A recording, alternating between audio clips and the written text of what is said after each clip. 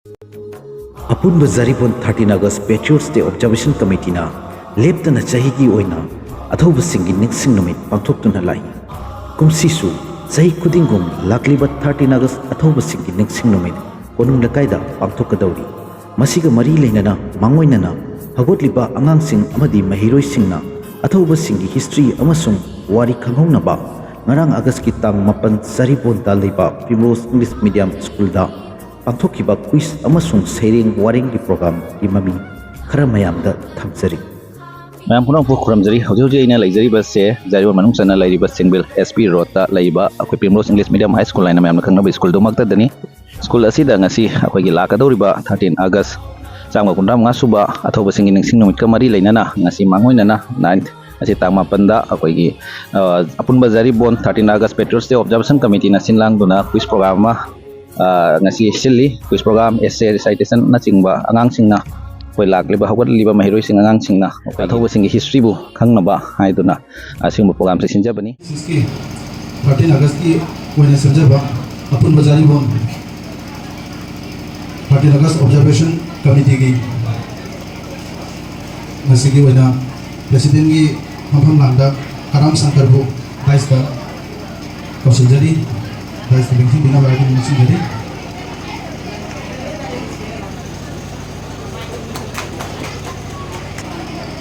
bagi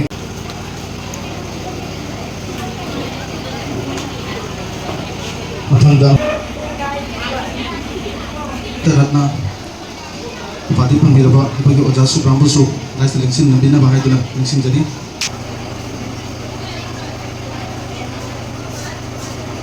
mayam ahol bapa utam tuju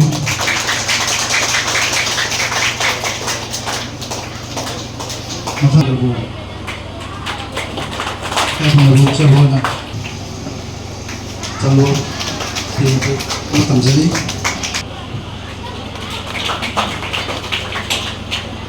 akan menurut saya akan beri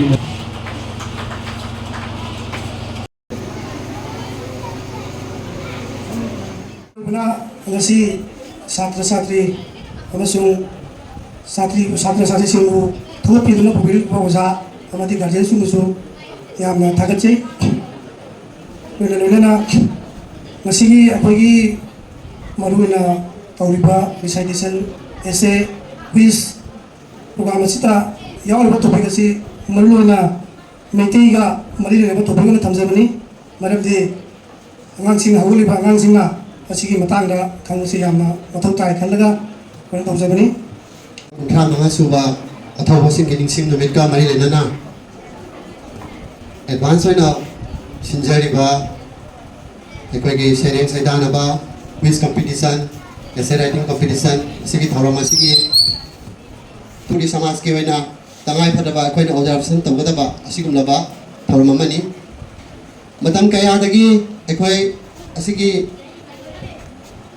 observation असि तौदुना लाई adobo खरनी मतम खरदी मसी एकोई तुंगोइना लैरुरे आइबदी पिकना तौना school दा मचा मचा पांथोकपा नतना असिगुम लबा चावना तौना पांथोकपसे एकोई चही मरी दगी ngasi कंटिन्यू होइना एकोना उबा फंगजरै बरामदुना यहांना थागचरी एकोगी पुबिरकलिबा नाहारोन Singh असिगी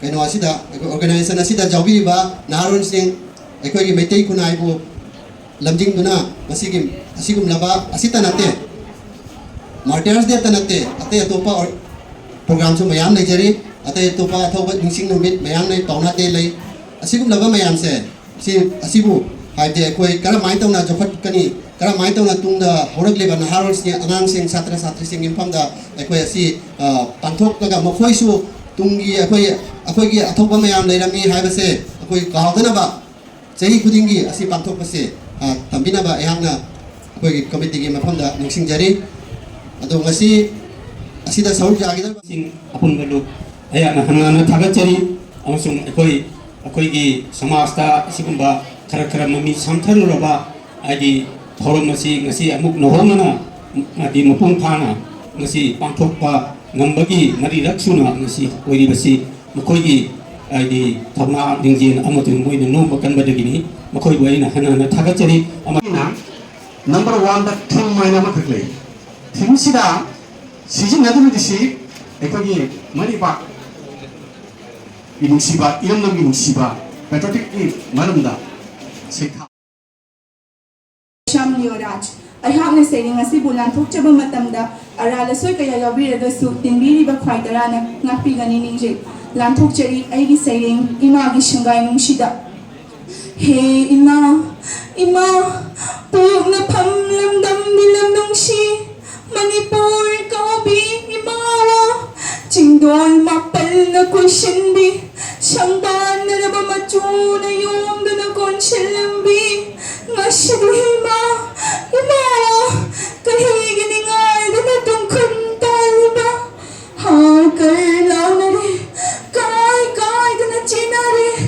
hingba shibani gilandalda nahaginamdam se na cha singi na po na phamlamdam se karigi tumin na yeng na nairiba ima karamba yoda may chapu khangriba Jaitha dara humdoi he tikendra he athauba nahagumba biri atambani malimda birtanate nahagti mahabiri malibaki damakta Launam fatraba British na launam tauduna pahanba Maitaygi akarna thau karabu fasigi athon piduna Hatkibani maitaygi akarna thau Liri konjil thok libi Maitay kongjom tithani Maitay jatigi lanjauda Maning tammay lan phamda Maitay lan mi akanba Magi mapadalip kiba Maitay kongjom tithani Amu bajaray arang batang siyang Amang manonggi maragta arang Sixth question of the final round. Commonwealth Games 2026 are hosted in which city? Glasgow is the correct answer. 20 points for Team B. Executed by the British.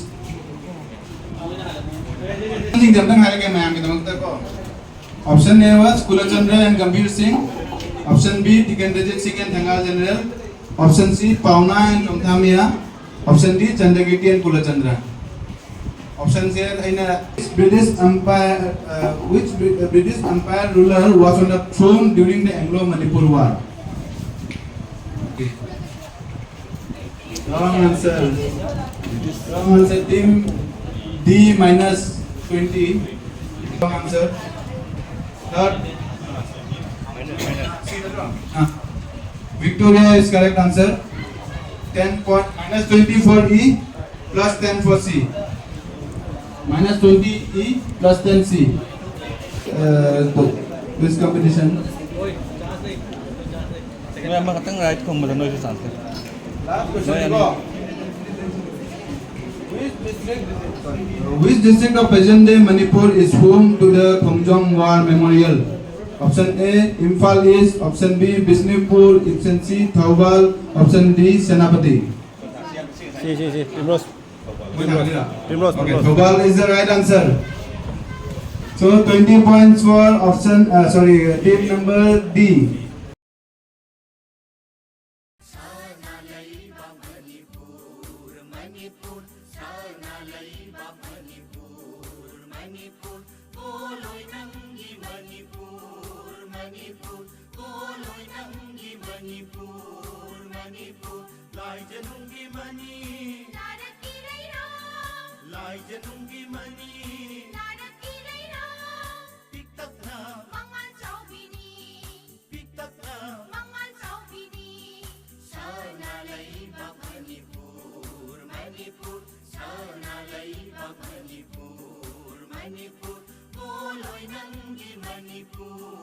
Manipur,